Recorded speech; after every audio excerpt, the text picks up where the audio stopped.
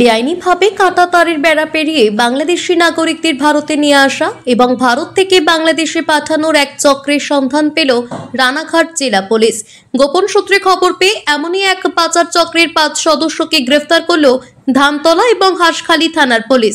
বুধবার রাতে হাঁসখালীর সিলবেরিয়া থেকে 2 জন এবং ধানতলার কুলগাছি থেকে 3 জনকে গ্রেফতার করে পুলিশ।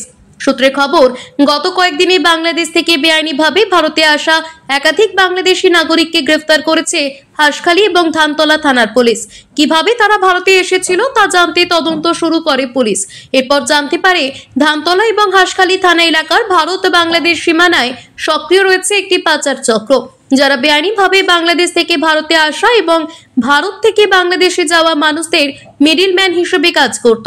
আর এরপরে ঘটনার তদন্ত শুরু করে হাঁসখালীর সিলবেরিয়া থেকে 2 জনকে এবং ধানতলার কুলগাছি থেকে 3 জনকে গ্রেফতার করে হাঁসখালী এবং ধানতলা থানার পুলিশ। বৃহস্পতিবার ধৃতদের নিজেদের হেফাজতে চেয়ে ওই 5 পাচারকারীকে রানাঘাট আদালতে পাঠিয়েছে হাঁসখালী এবং ধানতলা থানার পুলিশ। আর এ বিষয়ে বৃহস্পতিবার ধানতলা থানায় এক সাংবাদিক সম্মেলন করেন রানাঘাট পুলিশ জেলার অতিরিক্ত পুলিশ সুপার লালটু হালদার।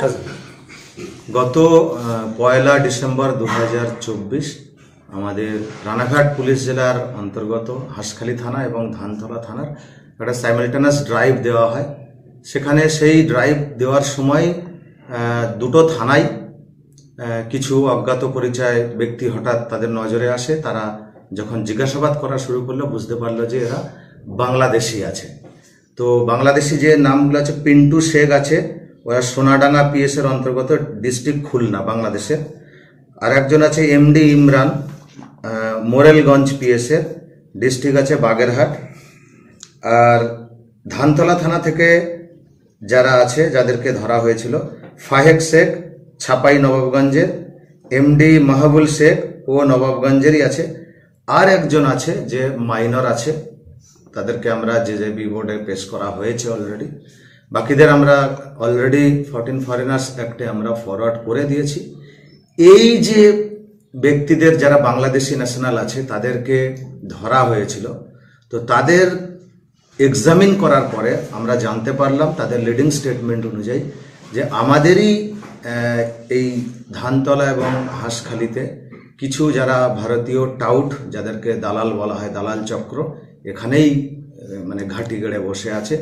তারা ওপার বাংলার সঙ্গে, যারা ওদিকে টাউট বসে আছে, তাদের সঙ্গে যোগাযোগ করে এই সমস্ত কাজগুলো তারা করে থাকে। বাংলাদেশিদের এই ভারতবর্ষে পাচার করে বা এদেরকে ঢুকিয়ে দেওয়া হয়।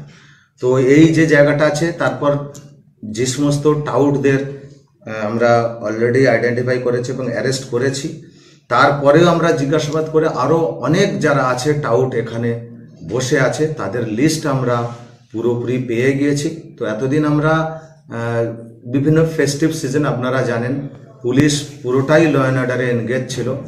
এই দিকটা নজরদারি করার মতো অতটা সময় হয়ে উঠছিল না। এখন সমস্ত মোটামুটি ফেস্টিভ সিজন কমপ্লিট হয়েছে।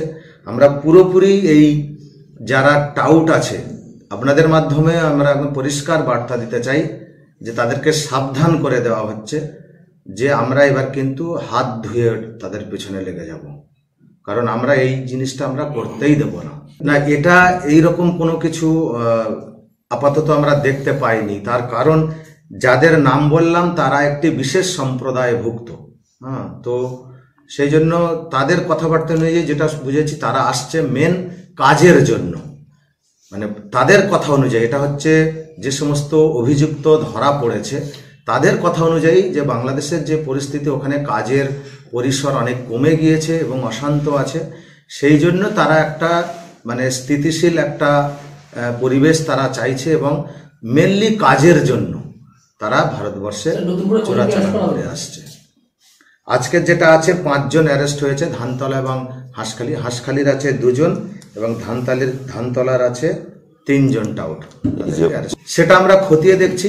আপাতত আমরা এদেরকে 14C ফরেনার্স অ্যাক্টে এদেরকে আজকের আমরা ফরওয়ার্ড করছি। আর বাকি যে সমস্ত লিস্ট আমরা নাম পেয়েছি, তো সেগুলো আমরা খতিয়ে দেখে খুব শীঘ্রই তাদের বিরুদ্ধেও আমরা যথাযোগ্য প্রশাসনিক ব্যবস্থা তাদের এগেনস্টে নেওয়া হবে। টাউটদের নাম আছে হাফিজুর মন্ডল, সিলবেরিয়া, হাঁসখালী। ইয়ারুল মন্ডল শিলবেড়িয়া হাঁসখালি, খায়রুল মন্ডল শিলবেড়িয়া হাঁসখালি। আর ধানতলার মধ্যে আছে হাসানুর মন্ডল কুলগাছি আর মহসিন মন্ডল কুলগাছি। নদিয়া থেকে নিজস্ব প্রতিনিধি রিপোর্ট, টিভি নিউজ 10।